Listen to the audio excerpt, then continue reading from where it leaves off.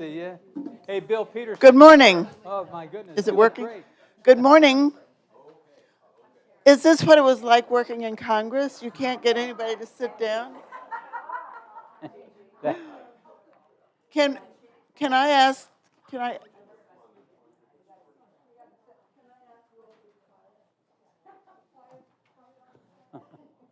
Sorry about that, but for our audience, we have an audience here in the store, and we also have a live audience, so we're trying to make a nice presentation for our audience. I'm Nina McLemore, and I welcome everybody here. I'm particularly pleased. So I've spent my life in the garment industry. So I've traveled all over the world. But I didn't actually, and I did have civics in high school, and I did go to student Congress in Mississippi. So I learned a little bit about how our government works, but I really found Dan's book very interesting in teaching us how Congress can work, how our cabinet secretaries can work, and he has some advice about what we need to do now. So Dan was born in Wichita, Kansas. His grandparents were from Eastern Europe, and he became an 18-year representative for his district in Wichita. He then became the Secretary of Agriculture, and as he says, a Jewish boy from Kansas, becoming a Secretary of Agriculture, and then the chairman of the Motion Pictures Association. After that, he has served on the board of the Aspen Institute, which I personally love, and the Bipartisan Policy Committee. And most importantly, he is the brother of my friend Sharon Glickman, who has a great sense of style, among other things. His book is Laughing at Myself, My Education in Congress, On the Farm, and at the Movies. So he's going to be interviewed today by Margaret Carlson, whom we all know and have seen, but may not know personally.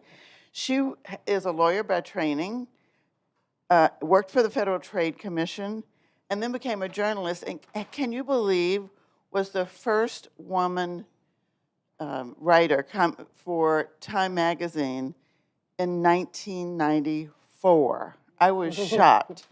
And the last, Nina. And what? And I think probably the last. I don't know what that says.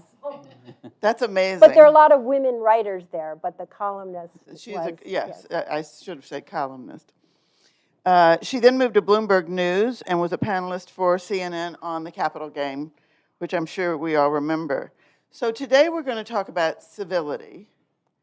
Next Saturday, we're going to talk about Nancy Reagan's impact and influence on the end of the Cold War, which I think probably none of us are aware of. And then we're going to move to the fight for civil rights. Not starting, but taking off, I guess, in the Montgomery bus boycott of 1955. So those are our next two book signings. So I'm going to turn it over to Margaret, and who's going to interview her friend Dan Glickman. Thank you, Nina. This is going to be very hard-hitting. I have known Dan much of my adult life, but there was something I hadn't seen. And thank you, Nina, for this. And by the way, this is my first time in real clothes in a year and a half. And I went into my closet, and what did I find but my Nina McLemore jacket? So it's a little wintry. It's a little dark for spring, but I love it. And I thank you for having us here. So I forgot my notes, so this is going to be a really good interview. But here's Danny, one of the few times in this book before I met him. He had all his hair, and you can just see why they loved you in Wichita. That is an adorable young man. And the reason it's not going to be hard-hitting is partly because I've known Rhoda most of my adult life here. I've been to every Break the Fast party. I finally introduced my daughter to a nice Jewish boy so I could legitimately go to Break the Fast parties.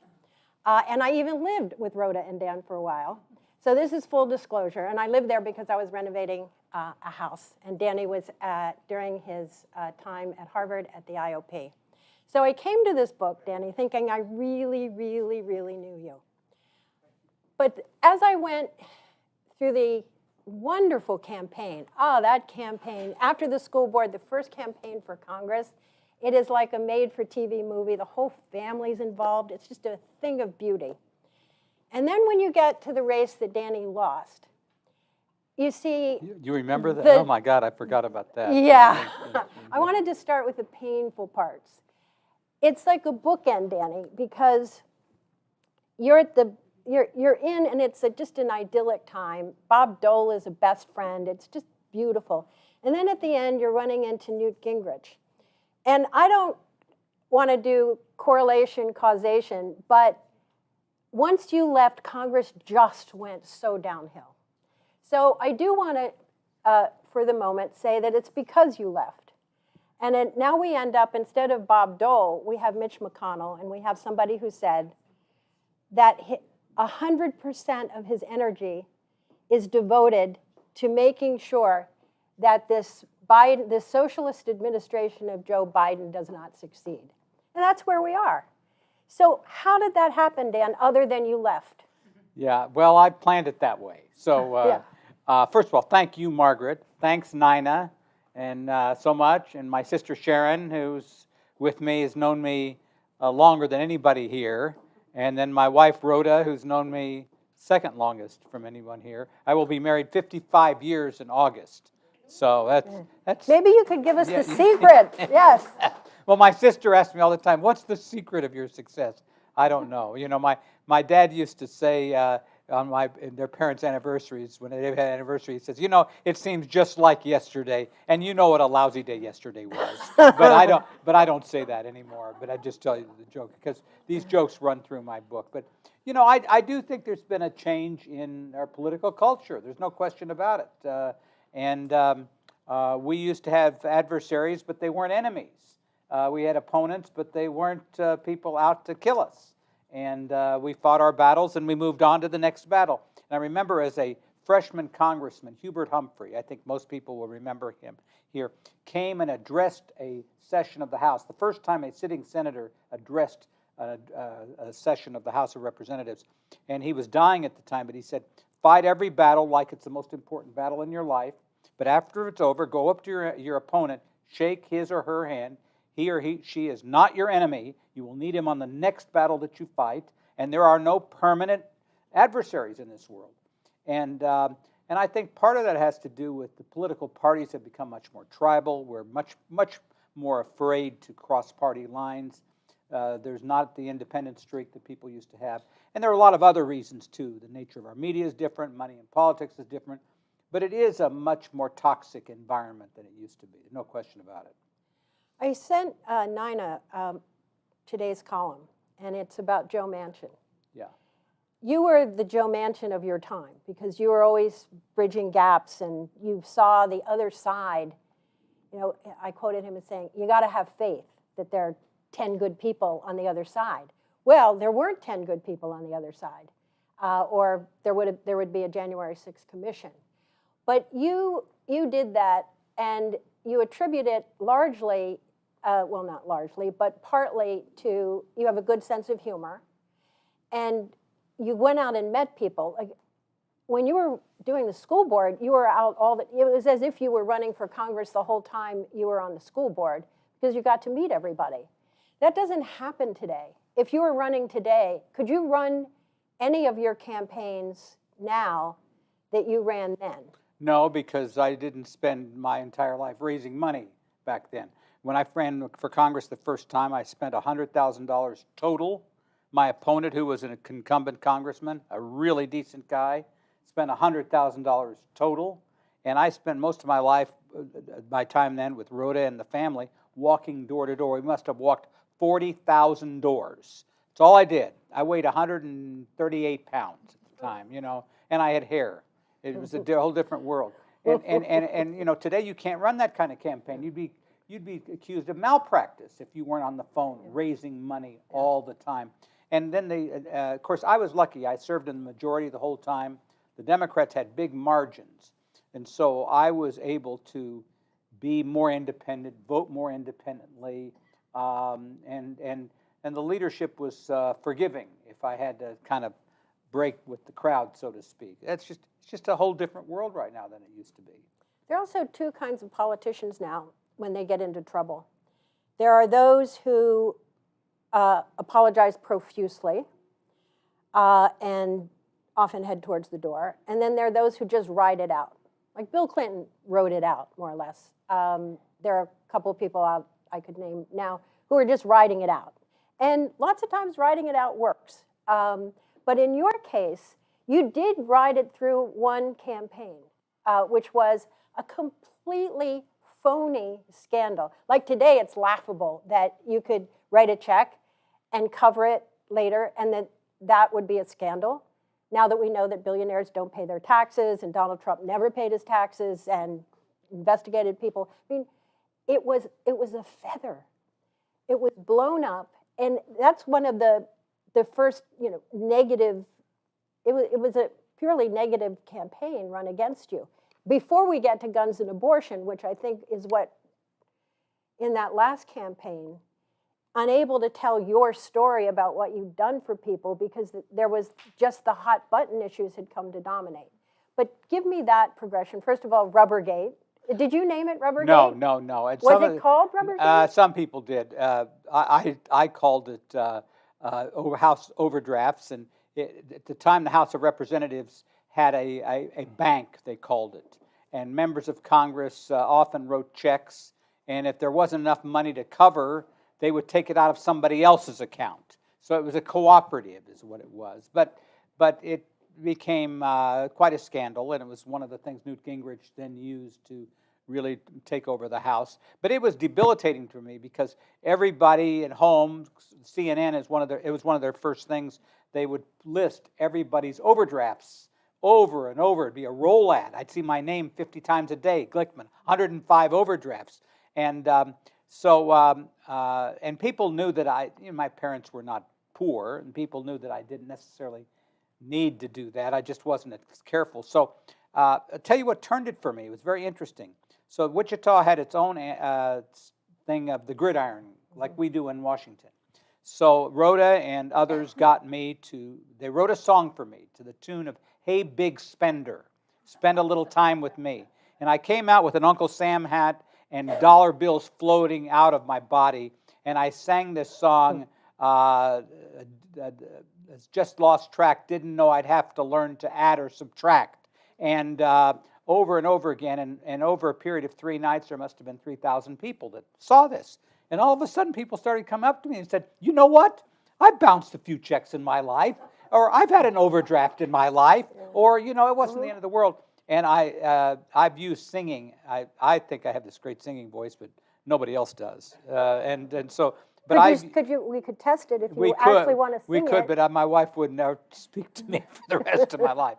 But anyway, so I've used singing as a way to kind of get out of jams, and I saw what that did. That one thing got me out of this jam because I had a really stellar reputation, and then the overdraft thing. It cost a lot of House members their seats, and I didn't quite lose that time. I won, but it was by a closer margin. And then the next election came the abortion issue and the gun issues, and they became much bigger. Well, you couldn't even break through with the good things you had done. No, and because I had I'm from Wichita, so half the airplanes in the world were made in my hometown, Wichita, Kansas. We had Beech, we had Cessna, we had Learjet. Boeing built most of the parts of the 737. And so I had passed this bill, along with Senators Kassebaum and Dole, that just revolutionized the small airplane industry. It saved them. And it had to do with liability issues. Stuart Pape would probably understand that, or Paul Zevnik would understand what I did. But in any event, I basically protected them against liability suits under certain circumstances. And we passed that bill, and it was August of '94. The next day, Cessna announced reopening their single-engine assembly line and hiring 2,500 people. Now, nobody does that one thing. And so I thought, no way I could lose. It's just like it was incredible. The press was wonderful. And I lost. And there was a wave, and a lot of it had to do with the right to life issue. Wichita became the center for the anti-abortion movement in the country. They had a summer of mercy. Some of you may recall that there was a doctor in Wichita named Dr. Tiller who got killed, a shot in a church right in Wichita. This occurred slightly afterwards. But the gun issue became probably the most powerful issue of all in defeating me, particularly among my Democratic base, working class base. And then the abortion issue was also very, very big. And, who knows, maybe I kind of slacked off a bit, too, as a congressman. I mean, I got to accept that that was a possibility. So anyway, it ended that career, and then 5 weeks later, I was appointed Secretary of Agriculture, which I would have given up my House job anyway to take, and so it just worked out well.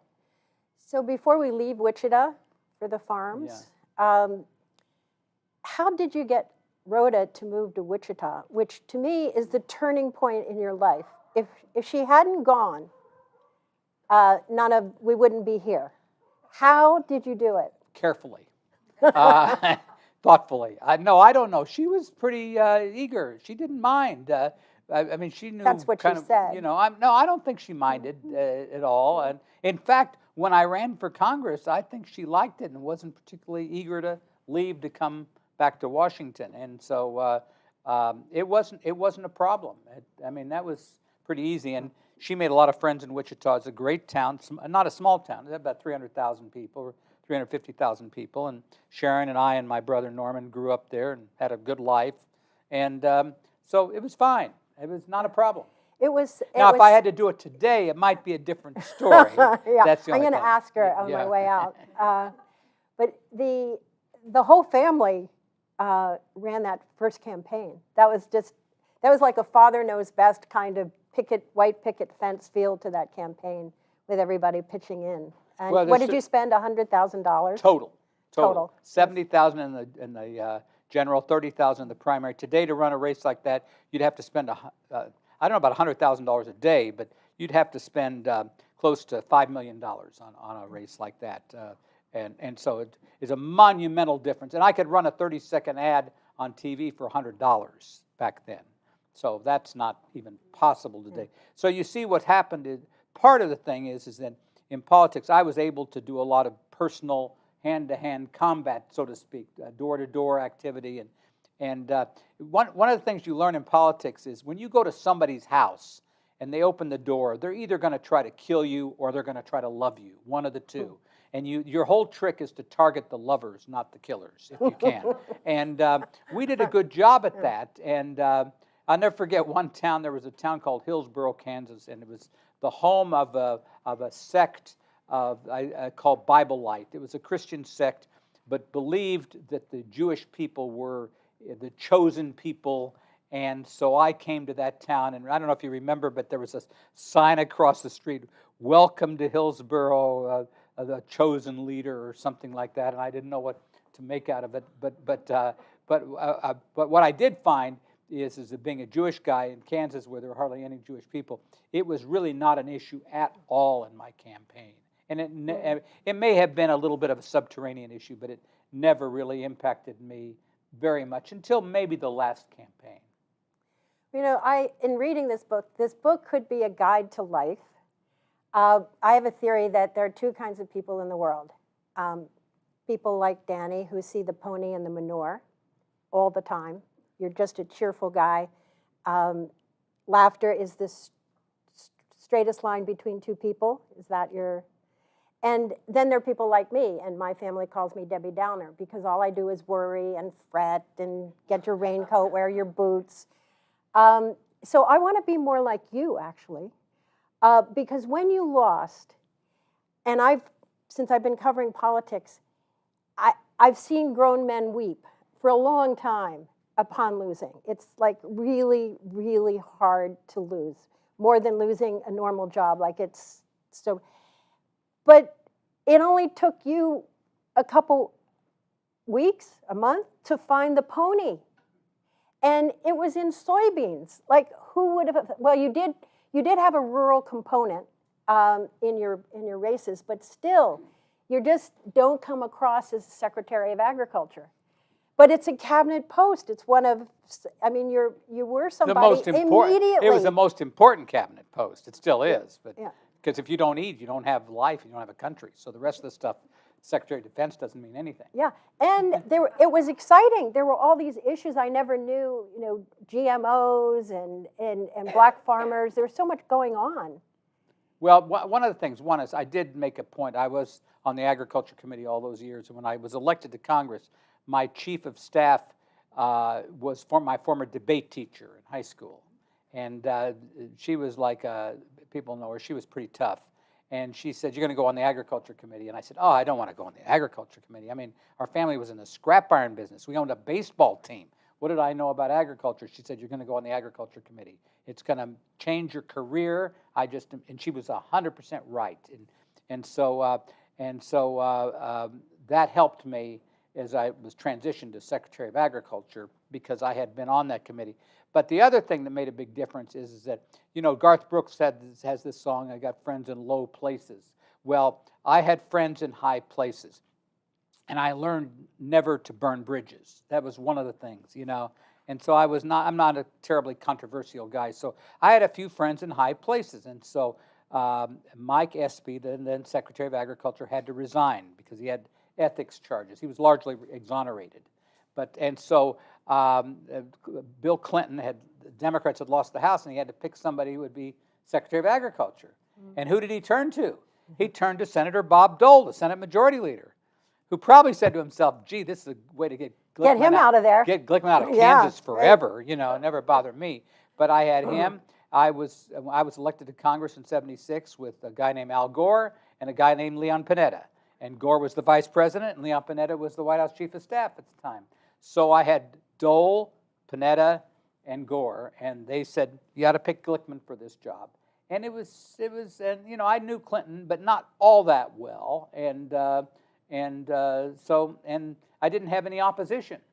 Can you imagine? I was confirmed 94-0, and I'm still trying to find those 6 people to figure out what happened to them. But in any event, it was a different world. And a better world, I would say. So, what was you go from, we have to go fast now because you have a couple more stops along the way here. I was very interested in your going off to the IOP, the Institute of Politics at Harvard, because it allowed me to move into the spare bedroom in the Glickman household because Danny went up to Boston. And I actually had been a fellow there, and so I consider it, heaven on earth to be there. How did you go? You've been at the center, the red-hot center of the political universe, and Harvard is the red-hot center of some things, but it's not like being in Washington. How was that? Well, and what made you do that after? After I had left basically government to speak of, and I was at a law firm practicing law, and I was, notwithstanding the great lawyers who are in this room, it was not kind of a natural fit for me to be a lawyer and a practicing lawyer. And so I had a friend here in town, some of you know her, Melissa Moss, and she says to me, and she and her husband Jonathan had a lot of background at Harvard and worked on that. And the Institute of Politics is this thing the Kennedy family set up to basically educate undergraduate people at Harvard about politics. And so it opened up, and I applied for the job and got it. And it was a great time. And everybody who is a recovering politician wants the job. They want the job. But you, again, the pony. You found the pony. Yeah, and I may seem kind of nice and sweet, but I can be very calculating too. But hopefully not in a way to hurt people. But I'm a planner, and so I planned that out, and I went up there, and it was a great job to have for a couple of years. And you get to see almost everybody in the world. And and by the way, yes. I couldn't get into Harvard. My application to Harvard as a senior in college was rejected before they even got it. That's my grades weren't all that good. My scores weren't all that good, and all that kind of stuff. So I was never a stellar student. So I finally got into Harvard. That was the thing that it's funny. I felt that way too. We have people here who got into Harvard the normal way. Actually went there on their own, Paul. Yeah, that's right. Yes. I felt like having gone up there I got to put a kind of, an Ivy League gloss on my land-grant university degree. Oh yeah, I was at Harvard. Where were you land grant? Where were Oh, you? Penn State. Oh, okay. I went to All Penn right. State, Okay. yes. I was sort of a farmish girl myself. It's not Wichita, but, there I was in Pennsylvania. So I'm not a bit funny, and you attribute so much to your humor and you come up with it to your success in life. So what advice do you have for people who aren't funny? They need to, first of all, I'm very lucky to have been born with two parents who were extraordinarily funny. My dad was Rodney Dangerfield of Wichita, and when he died, we found 8 to 10 legal pads filled with thousands of jokes that every joke he heard, he wrote down. And he used to tell me there are about 100 jokes in this world, and everything else is a variation on a theme. And he had all these jokes. He was a man of one-liners, and people used to call him from all over the country. You had a boyfriend that used to call him. Speaker Jim Wright, I introduced my dad to him, and they were born on the same day, December 22nd. He used to call my dad for jokes. So my dad was that kind of guy. My mother had this authentic, very natural sense of humor. The one story I tell is I took my mother to the congressional picnic when I was in Congress in the White House. Rhoda was somewhere back in Wichita maybe, and so I introduced my mother to President George H.W. Bush. He was a great guy. And so I said, Mr. President, this is my mother, Gladys Glickman. He says, oh, we just love your son, Mrs. Glickman. We just wish he would convert. And, of course, he meant from Democrat to Republican. And so my mother said, Mr. President, we like being Jewish.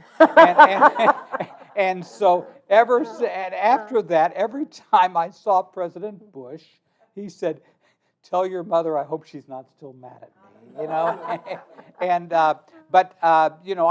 then I've learned how to exploit that a little bit too. These stories, I've had a lot of funny stories happen to me, but I've learned how to try to relate them to my life and how other people can do those kinds of things. There are very few natural comedians. I'm not a natural comedian, but the big thing is to take those things happen to your life, particularly where you can make fun of yourself in a constructive way and not do it like Trump did, where he was belittling other people or bullying other people. You never want that kind of humor. My dad used to say that's the bad kind of humor, where you make fun of it, unless you're like a Don Rickles that's exquisitely professional at doing that. But I found that sense of humor was an important part of my life in terms of turning lemons into lemonade. And you could build bridges that way. And also, often you could get people to open up to your ideas, and they might listen to you better with that. And we have turned into a rather humorless society. I mean, we had people like Bob Dole, who's really funny, and there was another senator from Kansas, Pat Roberts, who was really funny. Alan Simpson was funny. Barney Frank was funny. But when you think about it today, you don't think of many great political leaders in that category. You look historically at Lincoln or FDR or Reagan or Kennedy. These were all people who knew how to use humor to impact public policy. Can you think of one now? I'm sure that there are people in the Congress who have good senses of humor, but I can't think of anybody who's known for that anymore than there used to be. And, the atmosphere is toxic enough anyway. But, when you get members of Congress together, they're friendly and they're decent. And I have said before that most members of Congress today, I think, are just as good as the members that I served with. But the atmosphere is much more toxic. And one other thing is, I would say about humor, it takes a fairly secure person to be funny, especially in this modern world, because if you say something funny that is the least bit off the political correct line, it will be on YouTube for 250 years, and you'll never be able to get rid of it. And so I think it's made people extremely cautious in terms of their public life. For example, one example was Bill Clinton during there was a White House Correspondents' Dinner, and they did this thing about him in the Lincoln bedroom, and where is Bill? And they were, because the story was he had sold access to the Lincoln bedroom, and they made fun of themselves, and that is missing in public life. Well, those stand-up routines at the White House Correspondents' Dinner are exquisitely gone over, and because you can get in trouble, and it's 10 to 15 minutes of a president trying to make fun of himself, but without going too far, as Obama may have in the one in which he took Donald Trump to task. Yeah. I mean, you can go wrong, and it is with you forever. But in an almost final chapter, but we're not anywhere near a final chapter, let me say. Thank God. Yeah, you got to the Motion Picture Association, where the showman of you, and Rhoda, by the way, really came to the fore for all of us who were blessed to come to the dinners where the first run of the premiere of a movie would be preceded by a dinner and an innovation by Rhoda and Dan of a trivia contest, which I won several times, I might add. So how did that job come together? Well, I had, I'm just thinking back in terms of actually what was going on. I had been at the Institute of Politics. Rhoda has always been involved in entertainment. She ran the Congressional Arts Caucus in Capitol Hill. And we have a son who's in the business. Our son was president of MGM for 10 years, the film studio. And so, I mean, he's a real McCoy professional in this business. But any event, I had heard that this job was opening because Jack Valenti, who had held the job for 35 years, was leaving. And so a headhunter called me up and says, "Are you interested in this job?" And it paid 10 times what I was making at the IOP. So that had a little bit to do with it. And and then I went and saw Jack, and he said, Jack is in his own inimitable way said, "Hey, Dan, you're my man." And, kind of, he liked me. He knew me from my congressional days, and he'd worked with Rhoda at the Arts Caucus. And I went out and interviewed the 6 studio executives, and I got the job. I mean, really, it was a job without a huge amount of politicking. And no, it was a lot of work. A lot of work. Yeah, but it was, it wasn't, at that point, it wasn't the most competitive job in the world. It was amazing because this was this amazing job. But I think you understand yourself. It was a hugely competitive job. Everybody wanted that job. They wanted the job, but Jack made the decision. And he wanted somebody that he could trust because he wasn't going anywhere in the sense that he was still going to be involved in the industry, and he wanted somebody that he could trust. And he, frankly, I don't think wanted a hot shot running the show, so to speak. And I think he had confidence that I would show him the respect that he would want, and still, run the place. And so that's kind of how it happened. And I went out to. I remember when he announced me. It was like the Wizard of Oz. I was standing behind a curtain at the Hay Adams Hotel, and he says, "And now here's my successor." And I walk out, and all the press in that room were like movie press and the New York Times and the Rap. I forgot, Variety, Hollywood Reporter, and I could hear people were saying, "Who's that? Who is that person?" And because I mean, there were a few people that knew me, but not a lot, and so I had to prove myself certainly. But anyway, that's how that job came about. I enjoyed your having that job a lot, and I hope you enjoyed it. So I'm going to turn this over to Nina in a moment for some Q&A. But to summarize, you chose the right parents, you chose the right wife, you had the right children. Jonathan and Amy are magnificent, and you had this great life. And I think inside this book, by the way, I read it in like one evening. It's really, it just gallops right along. That in here is another book. That's the pony in the manure right there. Yes. All right, okay. Yeah, there should be a pony on the cover right next to you. There's a book inside here of how to live a life. I've been lucky to know a lot of successful people. I mean, covering all presidents since George H.W. Bush, so you have to call them highly successful. But I don't know that many people as successful as you are and as happy as you are. So the book you need to write is to extract from here, because it's all in here, how to be happy and successful and not Debbie Downer. Yeah, well, let's put it like this. I would not say that I'm at the epic of happiness every second of my life, because you can't be. But I was lucky to have the right parents, marry the right wife, to be born in a town like Wichita where I could achieve. My parents owned the AAA baseball team in Wichita, so my dad was one of the most popular people in town. I mean, that was big time stuff. We were affiliated with the Chicago Cubs.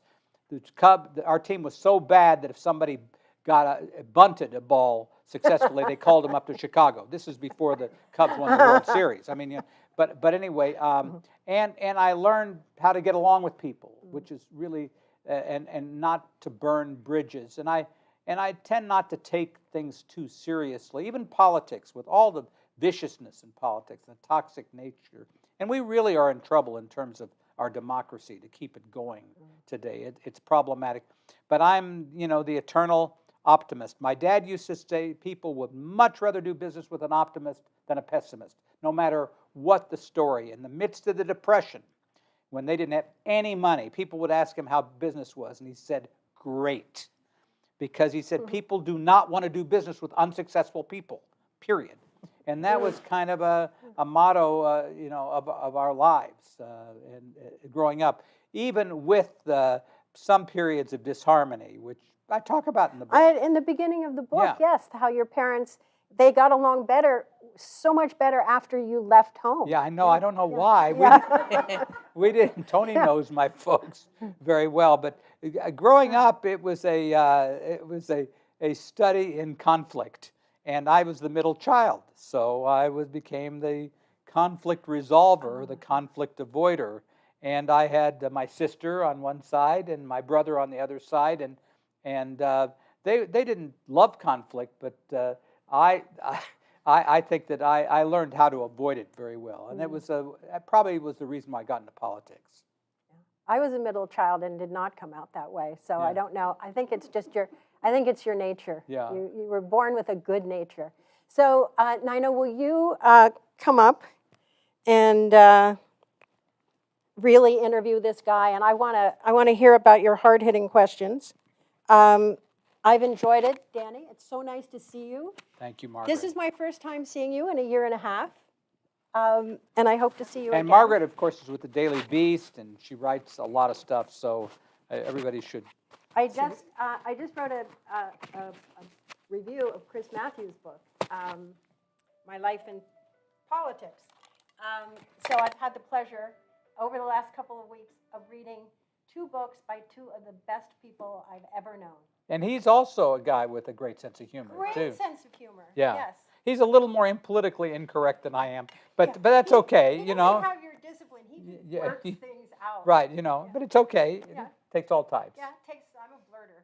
Anyway, Danny. All right. Bye, Margaret. Bye. See you. Okay. Thank you. Let's hear it for Margaret. Okay. This is a new career for me. But, one of the things I've noticed in women in business, because I've been in a lot of women business organizations, is some of the most successful women I know in corporations have a great sense of humor. It diffuses the tension in the room. But I want to go to your wife, Rhoda, because in reading the book, there are a few critical moments in which you refer to the advice she gave you or what she did. Our business is all about, we want to see Congress 50-50.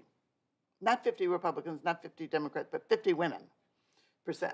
So that's my goal. So talk about what effect Rhoda had on your career at critical times. Well, Rhoda was the creative force, has been, in terms of almost everything I've done. And also she was the force that created a lot of the friendships that we have. And out of those friendships became a lot of the success that I was able to deal with. So she was the one who wrote that song, and she's also uh, never the kind to be obsequious to me. If I, some spouses don't tell you what they really think. She's not in that category, so it's made a difference. The question everybody wants to know is, what can we do today to make Congress work again? And in the final chapter, you talk about three things that need to be fixed: money, gerrymandering, and civility. So can you, I mean, this is a long conversation, but. Yeah, I mean, look, I guess maybe it's the Pollyannishness in me, but I'm still, I don't think the country's going to hell in a handbasket. This thing with the insurrection really did worry me. And without being overly partisan, Donald Trump was a nefarious force in American political life, but he represented a fair number of people in this country that felt the same way, that felt that government had overlooked them, that government was not trustworthy. And so I understand it from whence it came, but we've got to rebuild ourselves from this period. And it looks to me like President Biden has the right temperament to do that kind of thing. So it does take leadership that's got empathy and some sense of self-deprecating humor to help us out of this. Not just at the political level either. It's at the business level. It's at the nonprofit level. It's, we look at our president and members of Congress like they're the be-all and end-all, but there's a lot more to this country than that, and we're finding that outside forces can have a lot of influence in making our system and our society work better. I do believe that money is metastasized like a cancer in American politics, and I don't know what we can do with that given the Supreme Court decision in Citizens United, but when members of Congress do nothing but raise money, and that money goes usually for negative impact, that's unhealthy, and it also breeds distrust by the American people. And in the case of civility, I would just recommend that we go back and look at our schools to figure out how better can we teach our kids about civility, about how to resolve conflict, and how our government works. And so civic education is another part of these things. But there's so many complicated answers to this particular problem. It just goes on and on and on. But good leadership is a big part of this. I think one of the most valuable parts to me in the book, and one person asked when you got interested in politics, and I've always said to people, I'm from Mississippi, we don't like the government. I'm from New York City, we don't like Washington. So your interest in politics is when did it start? And more importantly, what is it that you did to represent your people in Congress? Because we see a lot about the public issues, but not about the behind-the-scenes work, and I thought that was very valuable. So I had a great staff, and I had a staff that would tell me that I was full of it when I was, and that is something that is just kind of missing. The staff is obsequious to their members. You see that with presidents, and so I think that made a big difference in a highly qualified staff who were out looking for me and out so that would certainly be one of the things. But my career in politics started in the 6th grade. I was president of the 6th grade class at Fabrique Elementary School in Wichita, and it was probably just always naturally in the cards that I was going to gravitate into the world of politics. And I was fascinated, but because you didn't have an agriculture background, you didn't come from a farm, but you understood that was a big part of the economy in Wichita. And then I had no idea, I don't know whether anybody else had an idea, that half of the aviation in this country was built in Kansas. So how did that influence, and how did you work to protect and make the best decisions for your economy? Well, in the area of agriculture, even though I didn't have a background in it, my dad was in the scrap iron business and the oil business, and he had to deal with farmers all the time. And so, I learned from him in terms of how to talk to people. And farmers were like anybody else, it's like you talk to them the same way, you show them respect. You always show the people you're dealing with respect. And airplanes, I'll never forget, the school I was under was near an Air Force base, and the B-47s used to fly over and make all this noise, and the teachers used to complain. And to me, it was like a symphony flying over to see those B-47s and B-52s. And then we'd go out to the Wichita airport. And in those days, you know, there was no security at all. And TWA had their transcontinental flights that would go New York, Chicago, St. Louis, Kansas City, Wichita, Amarillo, Albuquerque, Los Angeles. That was the route. So we would have 10 to 15 TWA constellations a day fly through Wichita. I mean, it was like almost like a hub. And my dad and mother would take us out to the airport. First, we'd go to the A&W root beer stand and have a root beer. And you know, you remember those things. And then we'd go to the airport and we just watched the airplanes. And so I got interested in aviation because of that as much as anything. So for those of us who haven't been in government and in the cycle of today, where do we go to find the information, and how do we make the right decisions in terms of who we vote for? Well, you know, it's tougher today because you tend to watch and listen to the things that agree with you. So, you know, I'm not saying that everybody should watch Fox News because I disagree with them just about everything, but it's good to have a diversity of ideas wherever you're coming from. And that's missing from today. So 40 years ago, you didn't have that. You had very few unconcentrated. I mean, it was more concentrated media industry where you'd have Time magazine and you'd have the 3 television networks and then trade stuff that you would read. Fishing Today. There's an agriculture magazine. Believe it or not, it's called Pigtails. Tales. I used to read Pigtails. Can you imagine? Paul, I mean, it's like, and I'd get a kick out of it.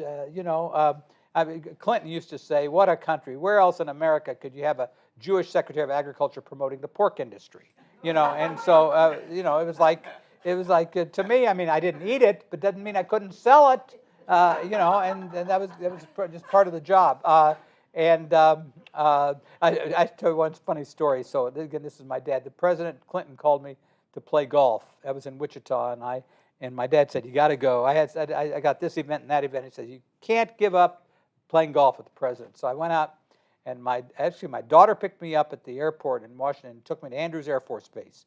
And the president is there, and he's playing golf with Vernon Jordan, who's his buddy, and his niece, who's a golf. She's a good golfer. She's on the University of Tulsa golf team. And there's the 4 of us playing golf. And my dad says, whatever you do, do not beat him. You work for him. And so first hole, I get a par. And I'm not a great golfer, but a good enough golfer. And he takes it very seriously. And he's been known to hit more than 1 golf ball per shot on a hole. Okay, I won't go into any more detail. But he actually hits the ball very well. And so second hole, it's a par 4. Any golfers in this room? There's got to be a few golfers. Okay, it's over a hill, and a second shot, and all of a sudden I hear a roar, like a loud noise, and we had the Secret Service on the sides, and I thought something had happened. My shot goes in the hole. I get an eagle on a par 2. So the president says, well, let's make sure it's your ball. Okay. And then the third hole, I'm thinking, I got a par and an eagle. And I said that I'm in trouble. So it's a par 3, and I almost closed my eyes, and I hit the ball, and terrible shot, but it goes on the green on a par 3. And then I get right up to the hole. I don't even look at it. I just putt it, and it goes in the hole. So I have par, eagle, birdie. And all I'm thinking about is this is the last job I'm ever going to have in my life. And he, you know, he was smiling, but I don't think he was 100% happy with me. And then I proceeded to get my double bogey, triple bogey, double bogey, triple bogey afterwards. It worked out fine. But and then he beat me, and he was, I think, happy. And he wrote me a note. He says, "Anytime you can play golf and get an eagle and say to hell with the president, you've done a good job for today." There's nothing to repeat. Sorry.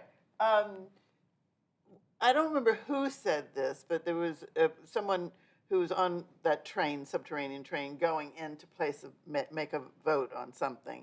And he said he was really thinking about his constituency and how his constituency would come down on this subject. And then he said after gerrymandering, he no longer had to think, that he knew because his constituencies was so gerrymandered that it was all on one side. So you talk a lot about gerrymandering and the fact that we need to fix that. How can we fix that? Well, there's actually some positive things happening at the state level. Some states have independent redistricting commissions now, so that you don't draw these lines just to fit one political party. One of the problems in politics today is that members of Congress don't have to appeal to a broad assortment of people. They have to appeal to who's in that small congressional district. And so the more that we can make these districts 50-50, so to speak, the better we are. That way, then, you have to listen to both sides before you make a political decision. And I think there is more and more interest in solving the gerrymandering problem. I don't know that there's a solution to the politics have become more about the cultural issues than about the economic issues. And I was looking up some information about Mississippi the other day, and it is the poorest state in the union, and it does have at least education, et cetera. I mean, we are last in almost everything. But I don't know whether you have an opinion, but how do we fix the education in this country and improve the economy? Well, I mean, the truth of the matter is we're going through a period of great change in the world, and with technology and everything else, and the states that have kind of been the ones that have been behind are the ones that don't spend as much money per pupil as the states that do. We have a whole different cultural system because of the economics. Two parents often both have to work. I'm not saying that's bad, but I'm just saying that kids don't get the attention that they often would need from the schools in that process. And it could be the man that stays home just as much as the woman that stays home. But education is the key, certainly at a young age, to leaven out a lot of these problems in American society. And but it's a state issue largely. What I found is that while the federal government can put some money into education and set some trends, ultimately the states are the ones that decide what kind of educational system they're going to have. One person has asked a question about the growth of the Hispanic population in the U.S. Now, as someone pointed out to me recently, it's not a unified population in terms of its political point of view. And the people who have a background from Cuba are different from the people who have a background in Colombia or Guatemala. But I think there's a larger population, Hispanic population in Wichita now. So if you were running today, how would you run? Well, I mean, first of all, the country is becoming more and more diverse, and I think I saw by the year 2030, we're going to be majority-minority country, and biggest part of that is the Hispanic population. It's not a one particular view on a lot of different issues, but you are beginning to see many, many more Hispanic politicians being elected all over the country. There are some Republicans, mostly Democrats, but not all. It's a great thing for America, as far as I'm concerned, because the more the country becomes diverse, the more likely we're able to solve a lot of our problems that we've had.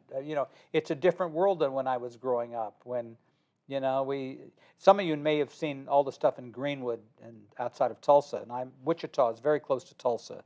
And Wichita was not Tulsa, because Tulsa was really more south, and Wichita was more Midwest. But we had some of the southern roots there, and you come from Mississippi, so you know what life was like there. But the more people of diversity we have in our country, I think, the more we're going to be able to deal with a lot of the racial problems that we have. And I see it as a positive thing. And again, you have to have borders. You can't let everybody in, for sure. But I'm an example of what immigration did. I mean, I just think my grandfather came here with zero, couldn't speak the English language at all, and probably half the people in this world had that situation happen. And that was the great thing about America. And now people are coming in who don't necessarily look like me, but have different colored skin, but have the same goals and desires and everything else. It's great. Immigration re-engages, reinforces, re-energizes the country. So can I tell a joke? Sure. So I'm living in New York. I'm in an apartment building in New York, and my mother, who loved to travel, was coming, and we were going to have a party.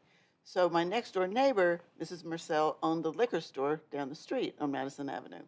So I said, Mother, we have to go shop at Mrs. Marcel. She's my neighbor. So we go into the store, and my mother, who has a very Southern accent, is talking to her. And Mrs. Marcel says, my mother says to Mrs. Marcel, where are you from? And I don't remember where, but she was an immigrant, and she was Jewish. And so my mother, she said I was from Poland or wherever. So Mrs. Marcel could hear her accent. So she said to my mother, where are you from? And my mother said, oh, well, my family's been here since 16, blah, blah, blah. And Mrs. Marcel, who was about this tall, stood straight up and as strong as, and she said, well, I'm descended from Abraham. So we all need a bit. I think you're right about the humor. I think it really does deflate things. And you're right about a lot of other things. It reminds me of the story. My mother was at Saks Fifth Avenue a long time ago, and she had a little bit of a Southern, Midwestern accent, more than I do. And so she was talking and slowly talking, and the woman, the sales lady, says, "You and your Southern accent, you have the map of Jerusalem all over your face." And I will never forget it. And she used to tell the story. You were there with her when she said that, And just what a world we live in. Anyway, I highly recommend the book, and I think it's particularly good for people who don't know government and really want to know how it works. We didn't get into how he would go when he was Secretary of Agriculture and to the lunchroom, to the cafeteria, and sit down with whoever was there and have lunch. I mean, it's just great. So I think it's a great book to read, and you can watch this on YouTube anytime, and you can forward it to any people you want to on YouTube. Thank you, Nina. Okay, thank you. And the books are here if anybody wants one. Yeah. Yes.